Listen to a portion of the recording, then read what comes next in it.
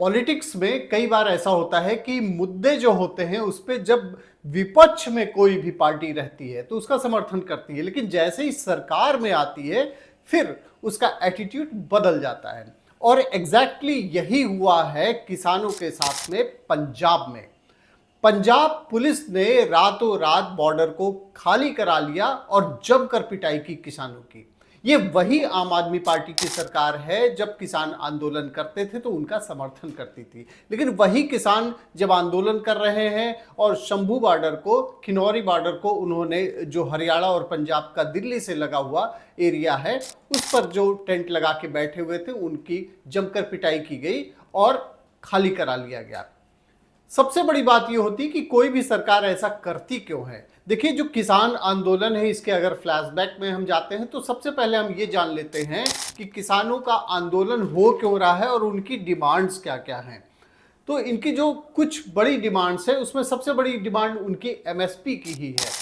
MSP की demand है कि एमएसपी की गारंटी वो चाहते हैं किसान। इनका लगातार आंदोलन चल रहा है और आपने देखा होगा कि जब केंद्र सरकार ने इसके लिए, किसानों के लिए कानून बनाए थे तो इतना जबरदस्त प्रदर्शन हुआ था कि उसको वापस लेना पड़ा था।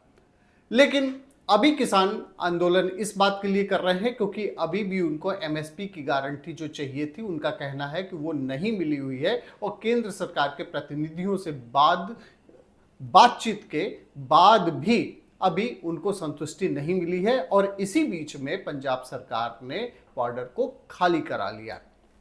तो जो इश्यूज थे वो एक तो था एमएसपी की गारंटी जो अभी भी है, और ऋण माफी की। देखिए, किसान हमेशा लोन पर आधारित होते हैं। जो कृषि होता है उसमें लोन काफ़ी लिए जाते हैं, कर्ज होता है किसानों के ऊपर। तो किसानों की सबसे बड़ी चिंता है उनको जो है कर्ज की वापसी की, रीपेमेंट का। तो किसानों की मांग ये है कि जो स्वामीनाथन कमीशन की सिफारिश थी उसको लागू कर दिया जाए और 10,000 से ज़्यादा जो भी लोन है वो ख़त्म कर दिए जाए। जाहिर सी बात है कि जो लोन होते हैं वो 10,000 से ही ज़्यादा होते हैं, लगभग। बहुत कम ही ऐसे रेयर केस में होंगे कि 10,000 से कम लोन होंगे। तो ये भी किसानों की चिंता है। और सबसे बड़ी बात यह है कि उनकी जो डिमांड है वो भूमि अधिग्रहण जब सरकार करती है तो उसका मुआवजा तो देती है, लेकिन सरकार से मांग यह भी है किसानों की कि भूमि अधिग्रहण जब किया जाए तो 10% उसमें जो अधिग्रहण किया जा रहा है उसमें का 10% जो है आवासीय भूखंड का रिजर्वेशन किसानों के लिए किया जाए। और इसी के साथ में कई सारी और भी डिमांड्स हैं किसानों की जो लगातार चल रही हैं, जिसको लेकर वो बॉर्डर पर बैठे हुए थे। अब हम आते हैं कि इसमें जो आंदोलन हो रहा था, जो ये खनौरी बॉर्डर है, इस पर केवल और केवल 200 किसान आंदोलन कर रहे थे, लेकिन उन्होंने रोड को ब्लॉक कर दिया था। और जो पुलिस पहुंची थी लगभग 3,000 की संख्या में थी और उन्होंने हटा दिया। अच्छा, अब यह भी देखने वाली बात है कि क्यों हटाया गया। देखिए, किसी भी सरकार की रीढ़ होती है जब उसका कोई भी बिजनेस होता है, तभी जाके किसानों की भी कमाई होगी, सरकार की भी कमाई होगी। लेकिन ये जो बॉर्डर, शंभू बॉर्डर या ये खनौरी बॉर्डर, इसको ब्लॉक कर दिया गया तो वहां से जो ब्लॉकेज था वो देखिए कहां कहां इफेक्ट कर रहा था। केवल पंजाब में ही नहीं इफेक्ट कर रहा था, और ये अफेक्ट कर रहा था हिमाचल प्रदेश, जम्मू और कश्मीर, क्योंकि उधर से ही होके ट्रकें गुजरती थी और ट्रांसपोर्ट से आवाजाही पूरी तरीके से बंद कर दी गई थी। तो किसानों की आय तो प्रभावित हुई ही, साथ में जो व्यापारी थे वो भी परेशान हो गए। यहाँ तक कि जो दर्शनार्थी थे, जो वो पंजाब में जाने वाले थे, उनको भी काफ़ी समस्याएं होने लगी। जो होटल की बुकिंग वगैरह थी वो भी कम होने लगी। और 3,000 करोड़ का नुकसान ये जो है जम्मू कश्मीर, पंजाब और हरियाणा को हो रहा था। 3,000 करोड़ का नुकसान हो रहा था, ये जो ब्लॉकेज किया गया था। अकेले पंजाब की अगर बात करें तो 875 करोड़ का नुकसान हो रहा था। तो इससे जो ट्रकें हैं, करीब 1,600 ट्रकों का जो ट्रांसपोर्टेशन होता था ये रुका हुआ था।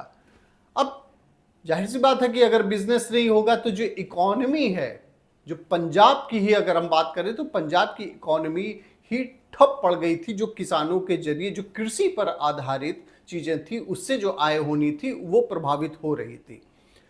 पंजाब की जो अर्थव्यवस्था है भारत में 16वीं सबसे बड़ी अर्थव्यवस्था है, जिसमें कृषि का बहुत बड़ा योगदान है।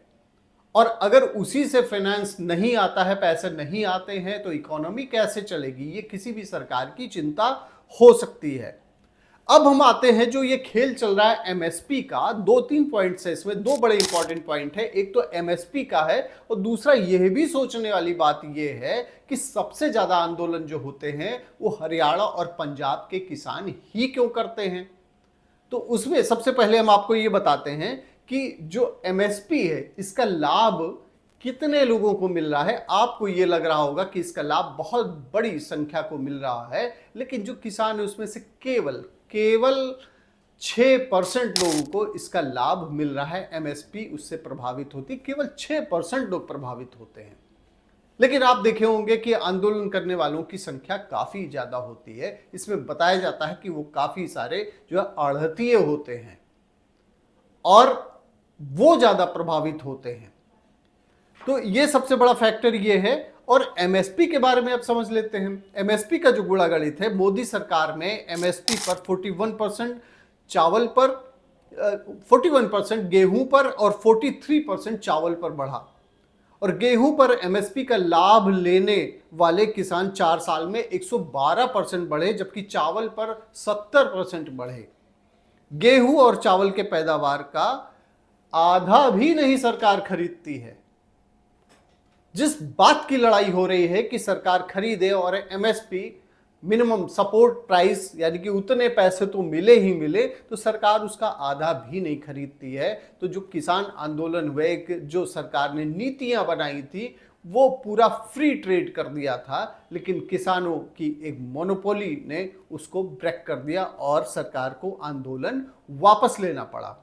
तो इस समय पंजाब में आम आदमी पार्टी की सरकार है, उसने बॉर्डर को पूरा खाली करा लिया है, किसानों पर जमकर लाठीचार्ज हुआ है। और यही वो आम आदमी पार्टी है जब दिल्ली में किसान आंदोलन करते थे और उनके खिलाफ जब सरकार कार्रवाई करती थी, तब यही आम आदमी पार्टी वाले जाके उनका समर्थन करते थे किसानों का। लेकिन अब जब सरकार चलाने की बात आ गई, क्योंकि आम आदमी पार्टी की सरकार पंजाब में है और पंजाब की अर्थव्यवस्था पहले से ही काफी कमजोर पड़ी हुई है, और अगर बिजनेस नहीं होता है तो इसका सबसे बड़ा अर्थव्यवस्था पर असर पड़ता है। इसी तरीके के लिए जो उस समय करंट टॉपिक है उसके एक्सप्लेनर के लिए आप देखते रहें आपकी खबर राजनीति। हम आपके लिए नए नए टॉपिक्स लेकर आते रहेंगे। Thank you.